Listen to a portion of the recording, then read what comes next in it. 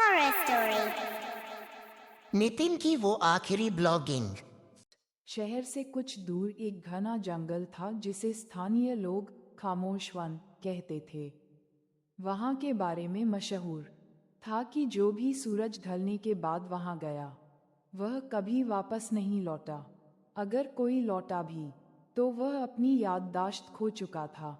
भटका हुआ रास्ता। नितिन एक एडवेंचर ब्लॉगर था।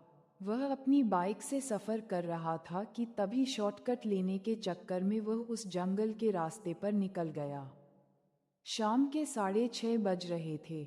अचानक उसकी बाइक का टायर पंक्चर हो गया। जंगल इतना घना था कि सूरज की बची कुची रोशनी भी पेड़ों के बीच दम तोड़ रही थी। तभी उसे दूर झाड़ियों के पीछे एक छोटा सा बच्चा बैठा हुआ दिखा। मासूम चेहरा, खौफनाक सच। नितिन ने पास जाकर पूछा, बेटा तुम यहाँ अकेले क्या कर रहे हो? घर कहाँ है तुम्हारा? बच्चे ने मुड़कर देखा। उसका चेहरा बहुत मासूम था, लेकिन उसकी आंखों में सफेदी के अलावा कुछ नहीं था। कोई पुतली नहीं थी। नितिन डर के मारे पीछे हटा। बच्चे ने एक पतली और डरावनी आवाज में कहा, साहब मुझे मेरा पैर ढूंढने में मदद करोगे? वह उस पुराने कुएं के पास गिर गया है। नितिन के रोंगटे खड़े हो गए। उसने अपनी टॉर्च की रोशनी नीचे डाली तो देखा कि बच्चे का एक पैर घुटने के नीचे से गायब था, लेकिन वहां से खून नहीं निकल रहा था, बल्कि काली राख झड़ रही थी। जंगल का शोर। नितिन वहां से पागलों की तरह भागा।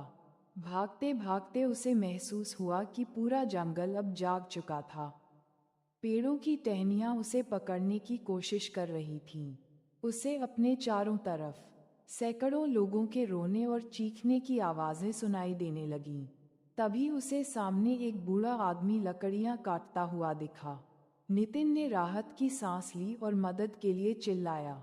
बूढ़ा रुका। उसने नितिन की तरफ देखा और मुस्कुराते हुए बोला, उस बच्चे से मिल लिए। वह मेरा ही हिस्सा है।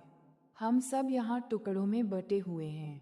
ये कहते ही बूढ़े ने अपनी कुल्हाड़ी से अपना ही हाथ काट दिया, और हाथ कटते ही वह गायब हो गया और उसकी जगह एक काला साया आ गया।